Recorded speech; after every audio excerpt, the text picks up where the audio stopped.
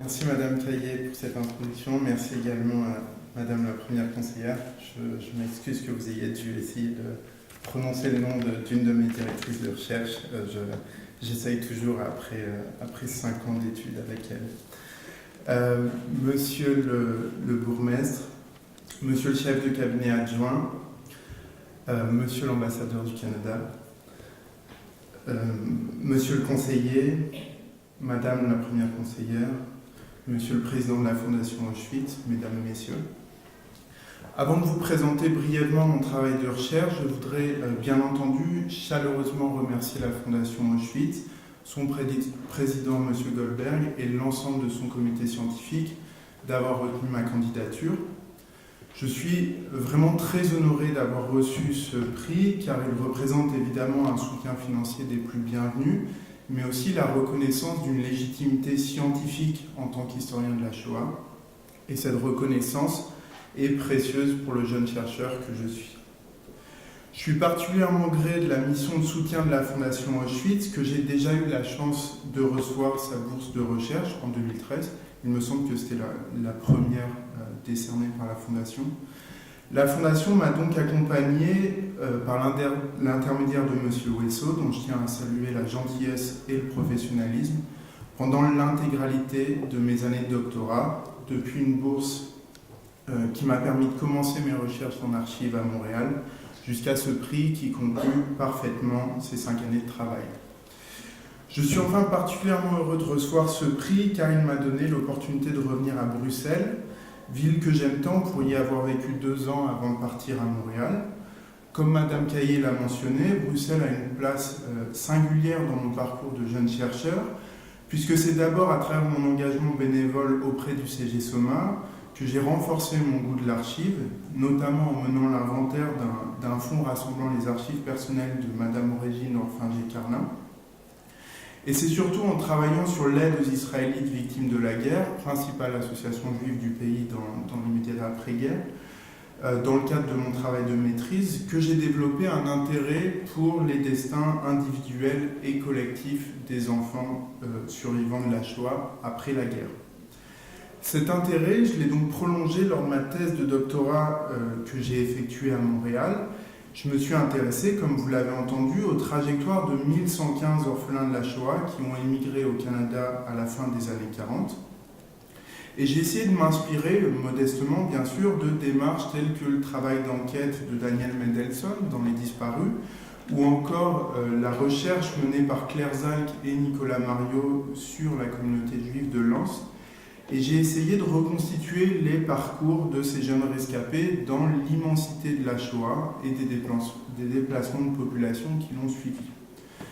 Parmi ce millier d'enfants et d'adolescents juifs qui ont fini par rejoindre le Canada, donc à la fin des années 40, les expériences pendant la guerre et pendant l'immédiat après-guerre sont très diverses. La plupart sont nés en Europe centrale et orientale. Beaucoup ont connu les camps de concentration, ont passé la guerre cachée dans les campagnes belges, françaises ou polonaises, ou alors ont survécu la guerre en s'enfuyant en Union soviétique ou en Angleterre. Après la guerre, leurs parcours sont tout aussi hétérogènes. Certains vivent plusieurs années dans des camps de personnes déplacées, en Allemagne, en Autriche ou en Italie. D'autres vont retourner dans leur ville natale à l'Est. D'autres encore partent en Angleterre, en Belgique, en France ou en Suède ou tentent de rejoindre la Palestine et les États-Unis. Donc leur parcours après la guerre m'ont immédiatement rappelé celui de Primo Levi dans La Trêve, donc ouvrage que Levi a publié en 1963 où il raconte son retour à Turin après sa libération à Auschwitz, un périple qui va durer près de 9 mois à travers l'Union soviétique, l'Europe de l'Est, puis l'Allemagne et l'Autriche. Et l'incertitude qui accompagne l'écrivain italien lors de son retour à Turin, je l'ai retrouvée chez ses enfants et ses adolescents. Pour vous donner un exemple concret d'une des trajectoires sur lesquelles j'ai travaillé, voici l'exemple de Jacob, jeune Roumain âgé de 14 ans à la fin de la guerre. Donc Jacob est déporté à Mauthausen à la fin de l'année 1944 et il est libéré du camp en mai 1945. Et il va retourner dans sa ville natale de Tchernoti, en Roumanie.